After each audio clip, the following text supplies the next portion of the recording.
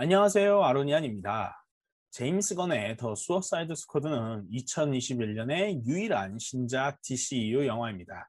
캐릭터는 어느 정도 매력 어필에 성공한 것 같습니다. 관객들의 관심사가 이미 병맛으로 폭발하고도 남을 것 같은 역대급 배역들에 몰려 있으니까요. 하지만 그에 못지않게 그들이 한데 모일 스토리도 중요하겠죠. 과연 새로운 수어사이드 스쿼드의 임무는 무엇이며 그들이 향하는 섬은 어디인지, 코르토 말티제에서 대체 무슨 일이 일어나는 것인지 알아보도록 하겠습니다. 더 수어사이드 스쿼드의 예고편들이 2020년 DC 팬덤을 기점으로 공개된 이후로 팬들은 그들의 임무가 무엇인지 궁금해했습니다. 전편과 마찬가지로 아만다 월러는 태스크포스 X라는 악당들로 구성된 특수부대를 자살특공대라는 별칭에 걸맞는 끔찍한 임무에 내보내려고 하는데요. 이번엔 어느 독재자의 섬입니다. 그리고 원작 팬들은 그 섬의 이름을 듣고 놀랐는데요. 그 섬이 바로 코르토 말티제이기 때문입니다. 코르토 말티제는 DC 코믹스의 가상의 섬으로 남미에 위치해 있습니다. 작가 프랭크 밀러가 쓴 다크나이트 리턴즈에서 코르토 말티제는 처음 등장했는데요. 다크나이트 리턴즈는 배트맨에 은퇴한 늙은 브루스 웨인이 무의식 속 배트맨을 제어하지 못하고 늙고 지친 상태에서도 다시 배트맨으로 돌아오는 내용을 그린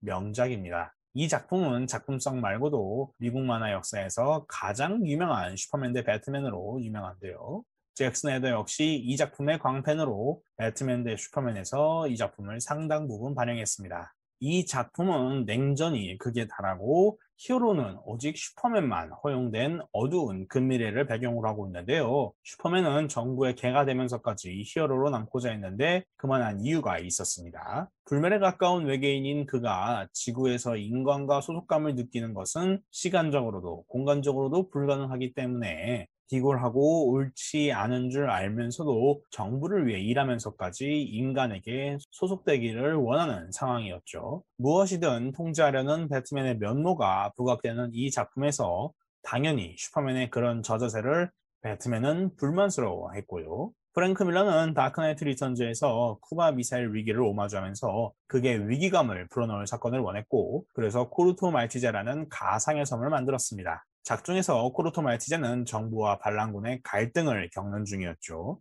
미국은 정부를 지원했고 소련이 반란군을 지원해주고 있었는데요. 결국 미국 대통령은 슈퍼맨을 파견 보내서 시위를 진압합니다. 그러자 소련은 미국의 행동이 내정 간섭이자 강력한 군사적 행동이라면서 그에 걸맞는 수준의 행동에 나섰는데요. 바로 핵미사일을 미국에 쏴버리는 것이었죠. 슈퍼맨은 가까스로 핵미사일의 방향을 도시에서 사막으로 바꿨지만 폭발 자체를 멈출 수는 없었고 결국 미국 대도시들은 EMP의 영향으로 정전을 겪게 됩니다. 그리고 그 칠흑 같은 어둠에서 다크나이트가 일어서게 되죠.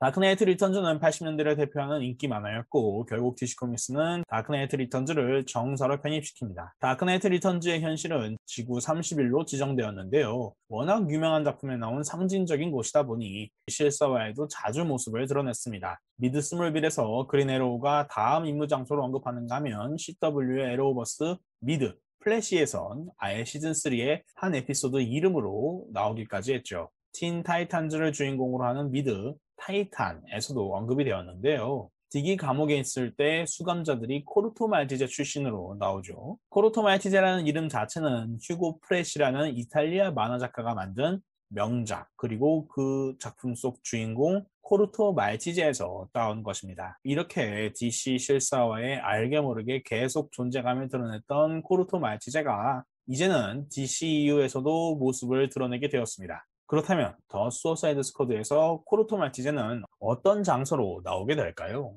DCEU 프로듀서 피터 사프라는 인터뷰에서 설명을 미리 해주었습니다. 그에 따르면 DCEU의 코르토 말티제는 남미에 위치한 가상의 섬으로 독재자 실비오 루나가 지배하고 있는 곳이며 그의 오른팔은 마테오 수아레즈라는 장성이라고 합니다. 이들은 워낙 철권 통치로 독재를 자행했기에 시민들의 반발이 거셌고 결국 솔 소리아가 반란군을 이끌게 되었다고 하는데요. 그렇다면 이번 수어사이드 스쿼드는 이 반란군을 진압하기 위해 가는 걸까요? 아니면 독재자를 암살하려고 가는 걸까요? 조금 더 사연이 복잡합니다. 임무의 최우선 과제는 섬에 있는 요투나임이라는 시설을 파괴하는 것입니다. 2차 세계대전 당시에 나치가 코르토 말티제를 점거했다는 설정을 영화가 쓰고 있는데요.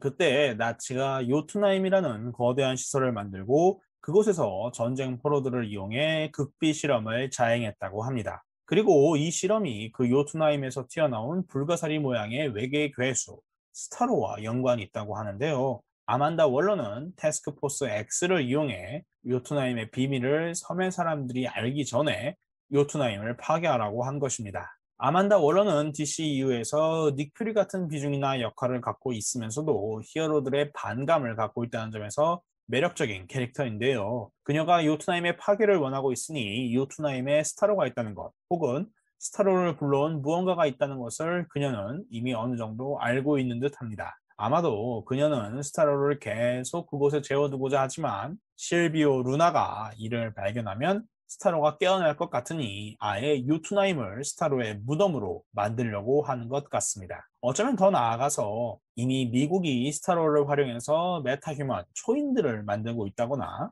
스타로가 온 문명과 교류를 하고 있기 때문에 코르토 말티제가 변수가 될 것 같아서 제거하려는 걸 수도 있습니다. 이런 식이라면 DCEU를 더 키울 수도 있겠죠. 물론 지금의 DCEU는 당장 지금 눈앞에 놓인 것부터 잘 처리하는 게 급한 상황이라 더 수어사이드 스쿼드가 이렇게까지 깊게 파고들 것 같지는 않지만요. 스타로는 저스티스 리그가 데뷔한 만화 더 브레이브 앤 더 볼드 28호에서 나온 악당이었습니다. 외계에서 온 마인드 컨트롤이 가능한 페이스 허거 종족이라고 생각하면 되겠는데요. 개체에 따라 크기가 다르지만 대체로 거대한 불가사리 모양이며 그 안에는 아주 작은 사람 얼굴을 딱 덮을 수 있을 정도의 클론 혹은 드론들을 갖고 있습니다. 이 클론, 드론은 타겟의 얼굴을 덮어서 숙주의 정신을 조종하는데요. 스타로가 거대해질 경우엔 행성의 표면을 덮을 정도로 거대해지며 그에 걸맞게 힘과 체력도 강해집니다. 이를 통해 생태계를 변경하는 일종의 테라포밍 능력도 갖고 있고 에너지를 조작하는 능력도 갖고 있죠. 저스티스 리그 수준의 강력한 외계 종족인 스타로가 더 수어사이드 스쿼드에서 나온다는 것은 반가운 소식입니다. 아마도 수어사이드 스쿼드 수준에 맞게 크기나 기타 능력들도 작거나 약하게 변경되는 과정이 수반될 텐데요. 스타로와 처음 싸우는 이들이 저스티스 리그인 걸 실사화로 보고 싶었던 DC 팬들에겐 솔직히 다소 아쉬운 점이 있기는 합니다. 게다가 전편 수어사이드 스쿼드도 초자연적인 비현실적인 악당 인첸트리스를 최종 빌런으로 설정해서 자살 특공대의 무능함과 자기적인 플롯을 자랑했는데 이번 더 수어사이드 스쿼드도 초자연적인 비현실적인 악당을 또 설정했으니 걱정이 안 되지는 않죠. 그냥 스타로 없이 독재자의 군부대만 해도 솔직히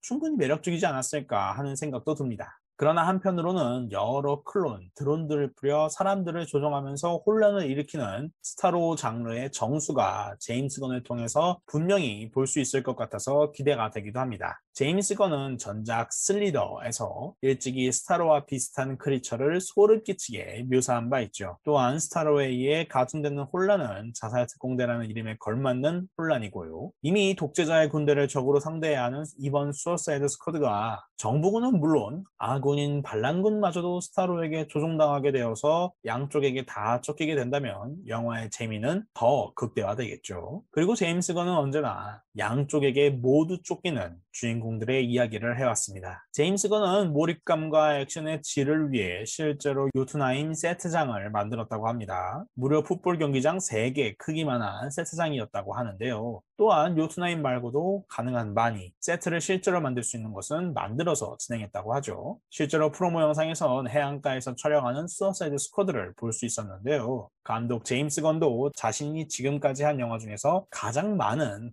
폭발신이 있는 영화라고 너무나 제작 과정이 재밌었다고 밝히기도 했습니다. 과연 코르토 말티제는 어떤 섬일지, 그 섬에선 대체 무슨 일이 일어날 것인지, 왜 그렇게 제임스 건이 기뻐했던 것인지 기대가 됩니다.